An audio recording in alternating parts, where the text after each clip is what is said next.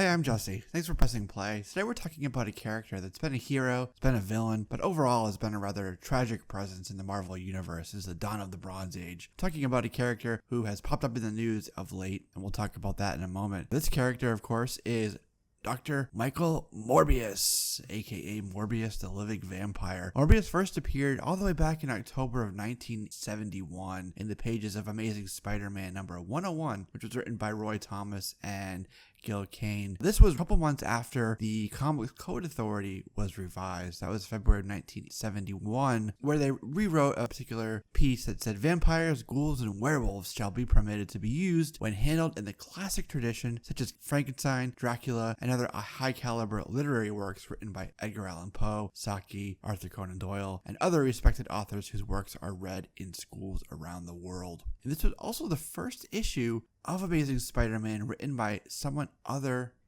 than Stan Lee. And Gil Kane commented later on about his inspiration for the character, and he said, "We were talking about doing Dracula, but Stan wanted a costume villain. Other than that, he didn't specify what we should do." So Gil Kane, he said that he didn't deliberately take the name from Dr. Morbius of the movie Forbidden Planet, but it just worked out that way. And he also said that he based Morbius' look on the actor Jack Palance, who Gene Colan also based Dracula's look on, by the way. So let's talk about Morbius' biography. Morbius actually grew up in Greece. He was a biochemist. He went to a school with one of his friends named Emil Nikos. He had developed a rare blood disorder, and throughout this whole time, he was working on a vaccine to cure himself. It was never clearly defined what his blood disease was, but it was definitely related something to the premature death of his blood cells. Morbius and Nikos, his friend, won a Nobel Prize for their research and their studies on this. But later on, he was on his yacht, a private yacht off the coast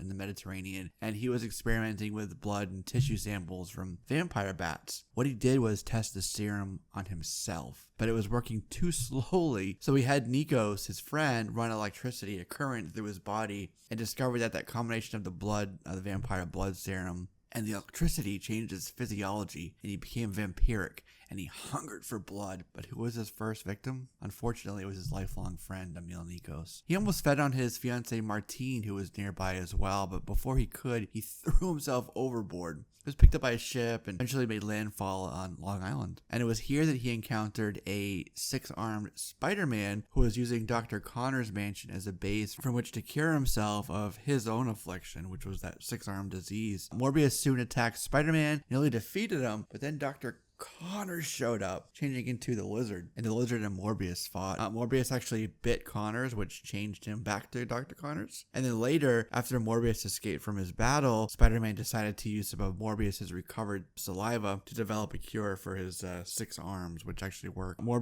So not soon after that, Morbius used an interdimensional transport device to leave Earth. He wanted to leave because he didn't want to harm any other people, but when he left Earth, he ended up on this other planet, and he encountered a sentient being named Empathoid, who actually was vampiric, but an emotional vampire. It fed on emotions. The Empathoid actually forced Morbius to return to Earth so it could keep feeding. In his adventures, Morbius repeatedly clashed with Spider-Man, Human Torch, Lizard, the Central Intelligence Agency. Like I say, traveled to other dimensions. He formed an alliance with Ghost Rider and Man-Thing, that was called the Legion of Monsters. At one point, Morbius gave Jennifer Walters his serum, which allowed her to control when she became She-Hulk or not. And as a thank you, she actually served as his defense attorney during his murder trials. And he also tried to help Jack Russell with his werewolf transformations, his lycanthropy. Eventually, Morbius' vampire urges regressed him back to a vampire state that not even Doctor Strange could help with, even after Doctor Strange read the Montesi formula aloud. He joined the Midnight Suns, and that included Ghost Rider, Darkholm, Spirits of Vengeance, Moon Knight. And after a time, he went underground and lived with a group of homeless people in the Morlock tunnels. They would bring him victims, and this would actually put him on the radar of Ghost Rider and Johnny Blaze. They were tracking him down. They actually wanted his help with an impending battle with Lilith,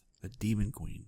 One of Lilith's children named Fang added his blood to Morbius' serum, which actually changed Morbius on a cellular level. Martine ended up being slain by the doctor she was working with, Dr. Langford. This caused Morbius to go berserk and actually kill Dr. Langford. And right after this, he swore to Ghost Rider that he would only kill or, drink from guilty people. During Maximum Carnage, Morbius aligned himself with Spider-Man, Captain America, Venom, Cloak and Dagger, Black Cat, and others to defeat Carnage and Carrion and Demogoblin and Shriek and, Carnage's team. Later on, with the help from an old friend named Dr. Weisenthal, he was able to dialyze his serum, which allowed him to change back to a human form, which was happy about. But he went into hiding when this happened and adopted a pseudonym. He called himself Dr. Morgan Michaels. And while working in the hematology unit at St. Jude's, a children's hospital, he ended up fighting some people like Basilisk, Simon Stroud, Vic Slaughter, alongside a team called the Night Stalkers. One of the Night Stalkers, Drake's failed attempt at curing Morbius with his Night Stalker technology actually depressed Morbius, which when he was depressed, it allowed Lilith to take control of him during the Midnight Massacre. And during this, Blade, who was wielding the Darkhold, actually killed Morbius. But Morbius was the type of character that keeps coming back even when they die. So when he was reborn, he continued to find a cure because he was still a vampire. Doctor Strange told him that he now had no soul when he came back. He used a page from the Darkhold to revive Martine, but actually discovered she was a host for one of Lilith's children named Parasite. There was a dark part of him that emerged and called himself Bloodthirst. Ghost Rider tried to capture Bloodthirst, but it was Morbius who drove the demon out of his own body. He fell into depression as Martine once again died and he committed suicide.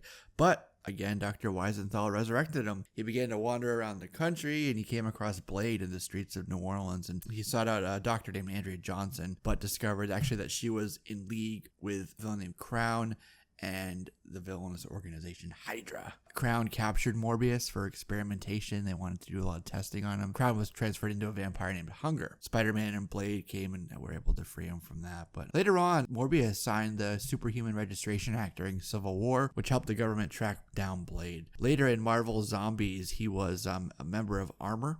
It was captured by a zombified self from this Marvel zombie universe, and Morbius helped at one point Man-Thing reassemble a decapitated Punisher into a monster called Frankencastle. There was another time when Morbius helped Spider-Man and Reed Richards develop a cure for the Jackal's virus, which is the virus that had caused the Spider Island outbreak. He's continued throughout this whole time, his whole life, to battle his vampire state, bloodlust, his depression, his struggle just to get back to being human, his love for Martine, his continual loss of her and regaining of her, his knowing that he needs to be separate from her but wanting to be with her. It's really a tragic love story and struggle within himself. There's another universe called the Ultimate Marvel Universe. There's a version of Morbius there, which he was really a true vampire. He was the son of Dracul and a brother to Vlad Tepes himself. So that was like a sort of true vampire in the traditional state of things. And why are we talking about Morbius today? Well, it was announced on June 27th of 2018 that Jared Leto would be playing Morbius in a Sony spin-off movie.